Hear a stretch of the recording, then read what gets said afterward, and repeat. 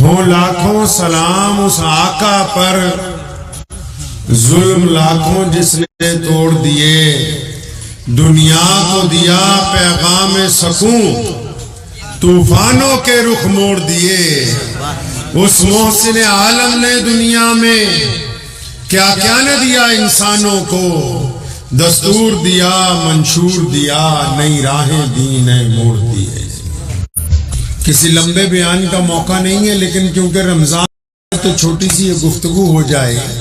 صبح کو سحری کے وقت جب ایک بندہ کھا پی لیتا ہے اور پھر سحری سے لے کے افطاری تک یہ جو 15-16 گھنٹے اور جون جولائی میں کبھی 17-18 گھنٹے کا روزہ ہو جاتا ہے، تو یہ اتنی طویل مدت تک ہمیں اللہ کی طرف سے یہ حکم آنا کہ پانی کا قطرہ بھی حلق سے نیچے نہ جائے، کوئی پھل نہیں، کوئی دودھ نہیں، کوئی میوہ نہیں، کوئی فروٹ نہیں، کوئی کھانا نہیں، اناج نہیں، بھی کچھ بھی کھانا پینا نہیں ہے۔ ہمیں بھوکا کیوں رکھا جا رہا ہے؟ اللہ کیا چاہتے ہیں اس سے؟ اس کی وجہ کیا ہے؟ روزہ کیوں رکھا جاتا ہے؟ اللہ تبارک و تعالیٰ روزے کیوں ہمیں رکھوانا چاہتے ہیں؟ اچھا، جب تک ہمیں ان باتوں کی وجہ نہ پتا ہو، کار میں بیٹھ گئے کہیں جانے کے لیے، منزل کا پتہ نہیں ہے، تو سفر کا مزہ آئے گا؟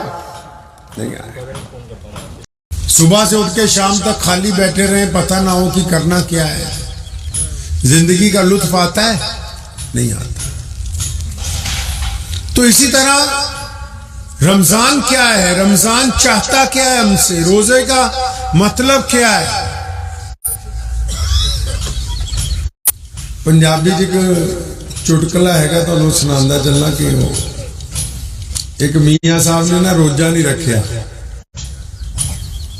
تو فیکٹری چلے گئے، شامی فیکٹری، تو نا اپنی بیوی نے فون کیتا آفس چو کہ ہاں پھر بیگم افطاری جی کی بنا رہی ہیں؟ وہ کہندی میاں صاحب تمہیں تو یاد ہی نہیں، تسی روزہ نہیں رکھیا۔ نہیں کہندا ہن اسی ایڈے وڈے کافر ہو گئے کہ افطاری بھی نہ کریے۔ مطلب شام کو پکوڑے بھی نہ کھائیے، کھجورا بھی نہ کھائیے، قورمہ بریانی بھی نہ چلے ہیں۔ اس کا مطلب ہم لوگ مسلمان تو ہیں، اسلام کے لیے لڑتے بھی ہیں، قربانی بھی دیتے ہیں، جدوجہد بھی کرتے ہیں، آج دین پوری کائنات میں سب سے بڑا مذہب بھی ہے، لیکن اس کے باوجود ہمارے ملک میں بہت سارے ایسے لوگ ہیں جن کو پتہ ہی نہیں کہ ہمارے پاس دولت اتنی بڑی کون سی ہے۔ اگر میں آپ میں سے کسی کو ویسے پوچھ لوں کہ بھائی ہم روزہ کیوں رکھتے ہیں، آپ بتاؤ کیوں رکھتے ہیں؟ پتا ہے؟ ان کو پوچھ رہا ہوں، نہیں پتا؟ تمہیں پتا ہے؟ اب آپ اس سے اندازہ لگائیں یہ کیوں نہیں پتا؟ کیونکہ یہ جو ائمہ حضرات ہیں نا، ہم ان کی خدمت نہیں کرتے، جا کے پوچھتے نہیں ہیں، پوچھتے نہیں ہیں جا کے کہ حضرت یہ جو رمضان آ رہا ہے اس کا مطلب کیا ہے؟ اسلام فتووں کا مذہب نہیں ہے، اسلام کسی ایک دوسرے کے پیچھے کسی ایک دوسرے کی برائی کرنے کی تعلیم نہیں دیتا۔ اسلام نے کائنات کے سامنے وہ بہترین نظام رکھا ہے کہ آج پوری دنیا کی بڑی بڑی حکومتیں پچھلے 1450 سال سے لگی ہوئی ہیں محمد رسول اللہ صلی اللہ علیہ وسلم کی مخالفت میں۔ کون؟ ابو جہل لگا، عتبہ لگا، ولید لگا، امیہ لگا، عبداللہ بن جدان لگا، ابو لہب لگا، اور سارے کے سارے مشرکین مکہ لگے، اور پھر کیسر و کسریٰ کی طاقتیں، پھر انگلینڈ کی رانی، پھر فرانس کے راجے، پھر بڑے بڑے پوپ، ساری کائنات نے دیکھا کہ میرے کالی کملی والے صلی اللہ علیہ وسلم اکیلے تھے، اور آج پوری دنیا کا کوئی ملک، کوئی قصبہ ایسا نہیں جہاں کلمہ لا الہ الا اللہ محمد رسول اللہ پڑھنے والے لوگ موجود نہ ہوں۔ تو اس لیے جو ہم لوگ ہیں ہمیں بھی پتہ ہونا چاہیے یہ دین ہم سے کہتا کیا ہے، چاہتا کیا ہے۔ روزے کے لیے قرآن پاک میں ذکر آیا. قرآن شریف ہماری کتاب ہے نا جی, ہے جی. تو مجھے تو کئی لوگ مسجد میں آتے ہیں کہ حضرت چلو دعا کرا دو, ختم کرا دیں. وہ دعا تو کرا دیے, ان جیسا بڑھا مریا ہوئے وہ اپنے پیولی دعا نہیں کرتا, ساڈے کو کرائی جاندے. قرآن پاک میں اللہ تعالیٰ نے فرمایا کہ روزے آپ پر فرض کر دیے گئے. فرمایا جس طرح پہلی امتوں پر بھی کیے. یہ پہلی امتوں کا ذکر اس لیے کیا تاکہ آپ کو ایسا نہ لگے کہ ہمارے پہ یہ بوجھ ڈالا گیا. فرمایا روزے فرض کر دیے جس طرح پہلی امتوں پر بھی کیے گئے. آگے پھر وجہ بیان کی, فرمایا اس لیے تاکہ تم متقی بن جاؤ. سمجھا ہے روزے کا مطلب؟ فرمایا روزے اس لیے فرض کیے تاکہ تم متقی بن جاؤ.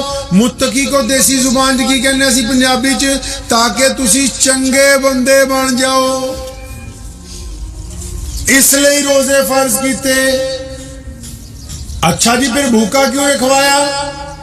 ابھی اگر میں اس نوجوان کو وردی پہنا دی جائے, سرکار کہے کہ تمہیں سپاہی لگا دیا, ایس پی لگا دیا, تو اگر یہ کپڑے اتار کے پولیس کے کپڑے کوئی پہن لے, عہدہ مل جائے, اس کو چٹھی مل جائے کہ تم افسر ہو, تو اس کی چال میں اور عام کپڑوں کی چال میں فرق آ جائے گا کہ نہیں آئے گا؟ فرق آئے گا کہ نہیں آئے گا؟ یہ روزہ انقلابی عبادت ہے. یہ انسان کے جسم میں انقلاب برپا کرتی ہے. جب ہم صبح کو روزہ رکھتے ہیں اور یہ پتہ ہے کہ شام سورج ڈوبنے تک کچھ کھانا نہیں, کچھ پینا نہیں, کچھ نہیں میں اپنے حلق سے اتار سکتا, تو جب لاکھوں لوگ سڑک پہ چلتے ہیں اور ان کے بیچ میں جو روزے دار چلتا ہے نا, اس کی چال بدلی ہوئی ہوتی ہے, اسے پتہ ہوتا ہے کہ میرا روزہ ہے. روزہ بندے کی چال بدل دیتا ہے. اچھا چل تو سارے ہی ویسے رہے ہیں, پھر چال میں بدلاؤ کیا ہے؟ چال میں بدلاؤ یہ ہے کہ میرے پیارے نبی حضرت محمد کو صلی اللہ زور سے صلی اللہ علیہ وسلم نے فرمایا روزہ مومن کے لیے ڈھال ہے جب تک وہ اس کو پھاڑ نہیں دیتا. اچھا تو پھر اس کے چلنے میں اور دوسروں کے چلنے میں کیا فرق ہے؟ جب اگر کوئی دوسرا چلتا ہے, وہ کسی کی بیٹی کو دیکھتا ہے تو اس کو دیکھتا ہی جاتا ہے, اس سے گندگی کا ارادہ کرتا ہے, اس کے لطف اٹھاتا ہے اس کے حسن سے. روزہ دار جب کسی کی بیٹی کو دیکھتا ہے تو آنکھیں جھکا لیتا ہے, استغفار پڑھتا ہے, کیونکہ صرف پیٹ کا روزہ نہیں ہے, اس کی آنکھوں کا بھی روزہ رکھا ہوا. تاکہ حکم ہوا ہے کہ روزہ رکھنے کے بعد یہ اپنی آنکھوں سے زنا نہیں کر سکتا, آنکھوں سے کسی کا بلاತ್ಕಾರ نہیں کر سکتا, یہ آنکھوں سے کسی بیٹی کی طرف گندی نگاہ نہیں ڈال سکتا, یہ آنکھوں سے موبائل پر کوئی گندی فلم نہیں دے سکتا, یہ آنکھوں سے غلط کام نہیں کر سکتا, اس کی آنکھوں کا روزہ ہے. اچھا پھر جب یہ ہاتھ اٹھاتا ہے اپنے, ان ہاتھوں سے رشوت نہیں لے سکتا, ان ہاتھوں سے غلط تول نہیں سکتا, ان ہاتھوں سے کسی کو مار نہیں سکتا, کیونکہ اگر غلط کام کے لیے ہاتھ اٹھاتا ہے تو یہ خالی پیٹ, یہ دل اور جگر اس کو بتاتے ہیں کہ میاں تیرا تو روزہ ہے, روزے دار کے ہاتھ سے گناہ نہیں ہو سکتا ہے.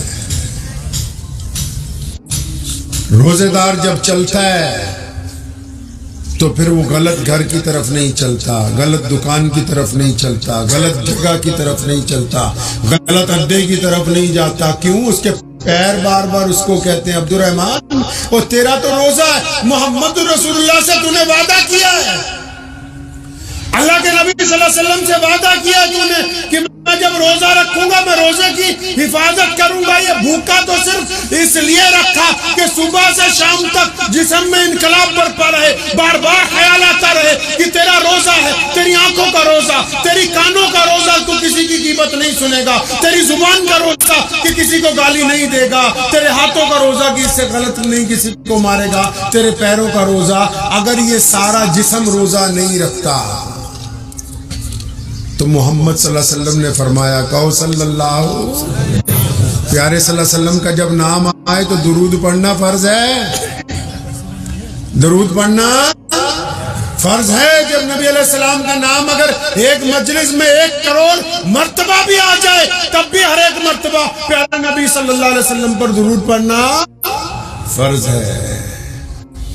جب یہ روزہ رکھتا ہے نا, روزہ رکھ کے جب اکیلا بیٹھتا ہے اکیلا بیٹھ کے جب اس کے دل میں خیال آتے ہیں، خیال کیسے آتے ہیں؟ کسی سے ٹھگی کا ارادہ کرتا ہے، کسی سے بے ایمانی کا ارادہ کرتا ہے، اپنے بھائی کی غیبت کا ارادہ کرتا ہے، کسی کی بیٹی پر گندی نگاہ کا ارادہ کرتا ہے۔ اگر خیالات گندے ہو گئے تو تب بھی روزہ جاتا رہا، کیونکہ یہ رسول اللہ نے عطا فرمایا ہے۔ اور جب روزہ رکھ لیا، اب اس پہ فرض ہو گیا کہ مومن اپنے دل کو ناپاک نہیں ہونے دیتا، مومن اپنی سوچ کو ناپاک نہیں ہونے دیتا، مومن اپنی زبان کو ناپاک نہیں ہونے دیتا۔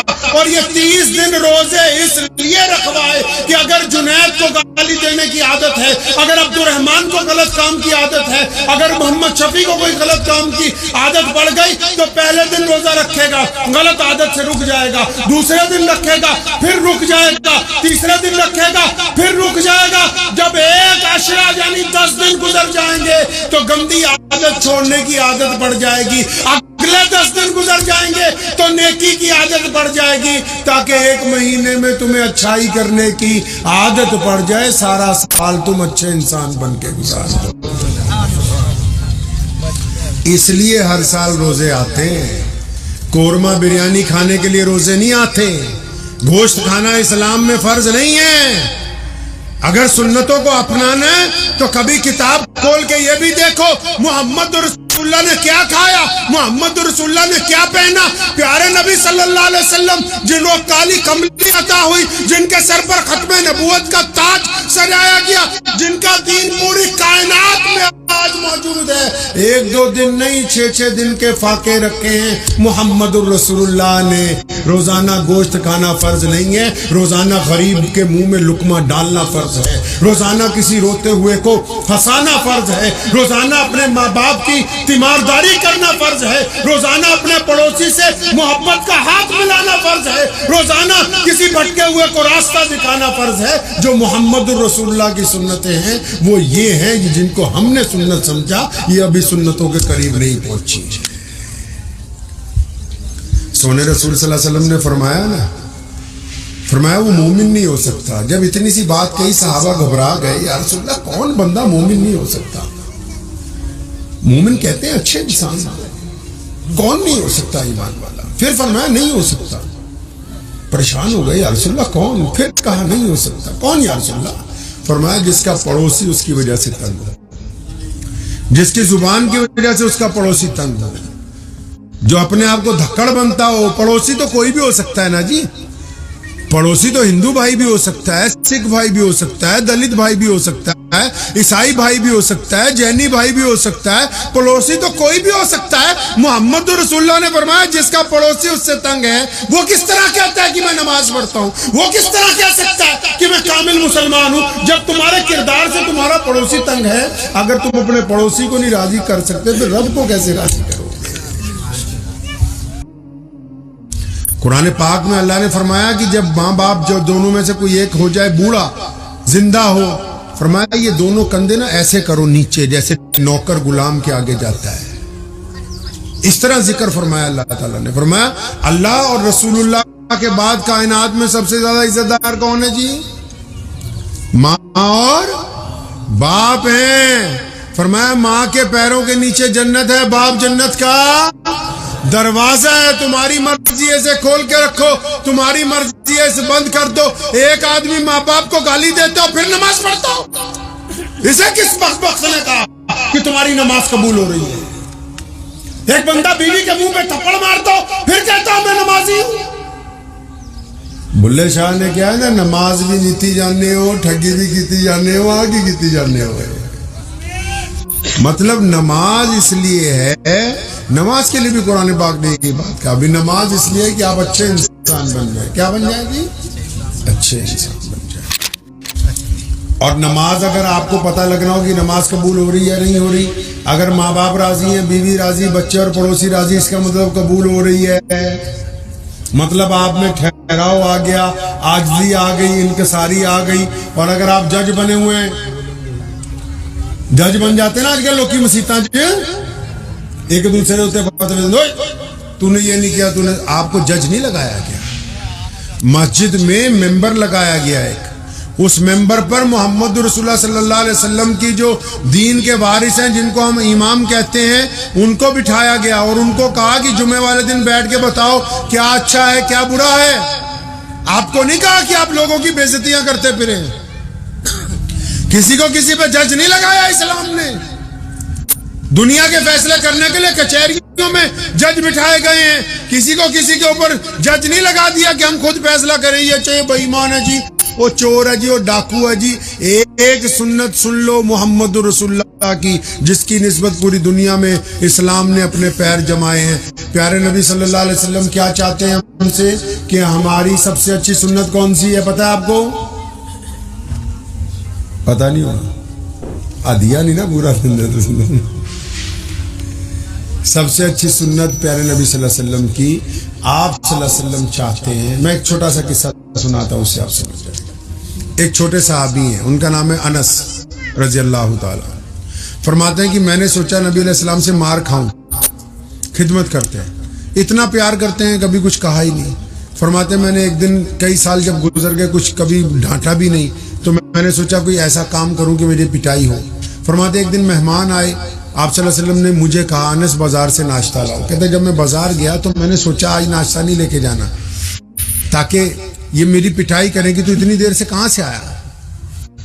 جب کافی وقت گزر گیا تو حضرت انس فرماتے ہیں کہ خود اللہ کے نبی صلی اللہ علیہ وسلم بازار میں آ گئے مجھے ڈھونڈنے کے لیے، خود۔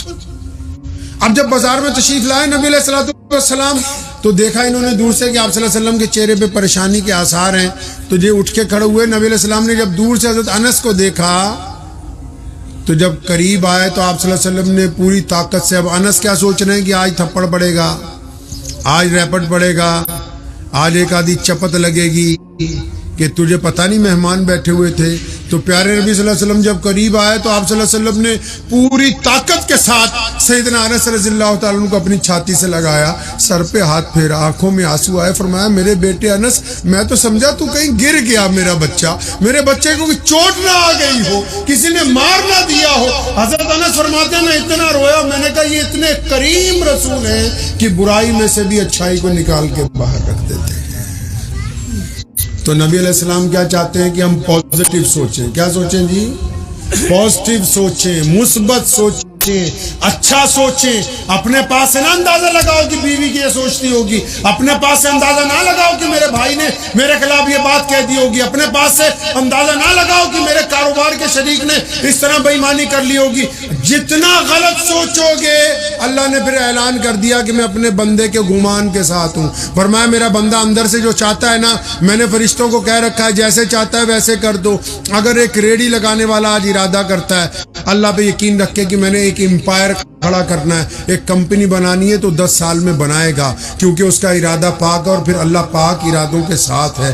اگر اس نے یہ سوچ ہی رکھا ہے وہ نہیں جی اسی طرح تھلے ہی رہنا ہے، اسی غریب ہی رہنا ہے، اسی بیمار ہی رہنا ہے، اسی پسے ہی رہنا ہے، تو پھر یہ ویسا ہی رہے گا جیسا اس نے اللہ سے امید لگا رکھی ہے۔ غریب گھر میں پیدا ہونا گناہ نہیں ہے۔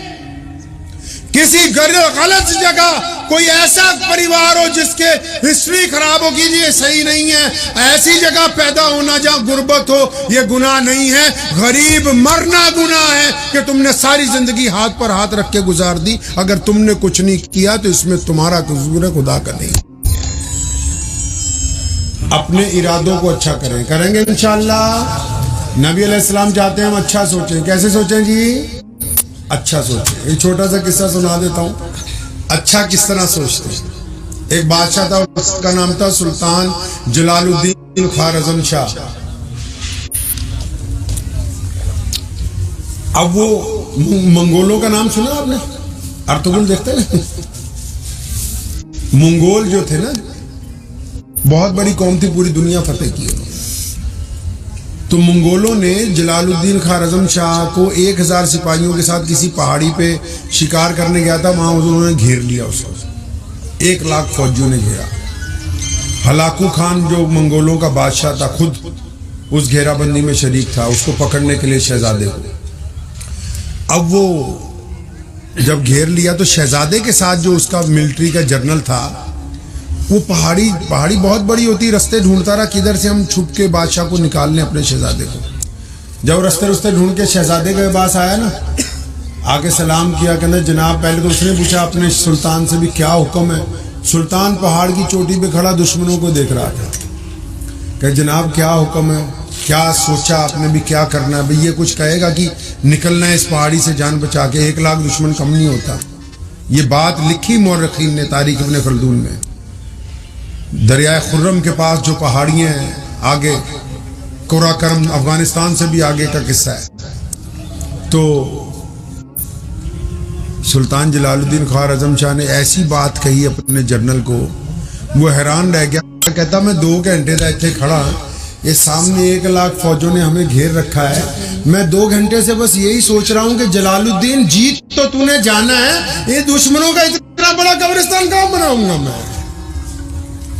اور اس جنگ میں زندہ نکلا، 1,00,000 لوگوں کے بیچ میں لڑتا ہوا. اور جس پہاڑی سے گھوڑے سمیت اس نے دریا میں چھلانگ لگائی تھی، اور پھر چھلانگ لگانے کے بعد بھی چلتا ہوا جب دوسرے کنارے پہ پہنچا تو اس چوٹی پر کھڑے ہوئے ہلاکو خان نے کہا تھا کہ اگر جلال الدین میرا بیٹا ہوتا تو میں اپنی سلطنت کا پرچم وہاں لے کے جاتا جہاں شام کو سورج ڈوبتا ہے. بیمار ہو جائیں تو ایسے سوچتے ہیں کہ اچھا ہونا ہے. کسی کو کوئی کینسر بھی ہو جائے نا، اس کو جا کے بتاتے ہیں کہ یہ خدا کے حکم سے ٹھیک ہو سکتا ہے. کسی کا کاروبار ختم ہو رہا ہو تو اس کو بتاتے ہیں کہ اس میں ترقی آ سکتی ہے. کسی کا گھر ٹوٹ رہا ہو اس کو بتاتے ہیں کہ یہ جڑ سکتا ہے. کسی کے اندر نفرت پھیل رہی ہے اس کو بتاتے ہیں کہ یہاں محبت آ سکتی ہے. جو لوگ اچھا سوچتے ہیں، اچھا کرتے ہیں، اللہ نے ان کے لیے ترقی رکھی ہے، عزتیں رکھی ہے. اور جو مثبت نہیں سوچتے، جو ہمیشہ یہی سوچتے کہ نہیں نہیں یہ نہیں ہونا وہ نہیں ہونا، پھر انہوں نے نیچے ہی جانا ہے، ان کو اوپر کوئی اٹھا نہیں.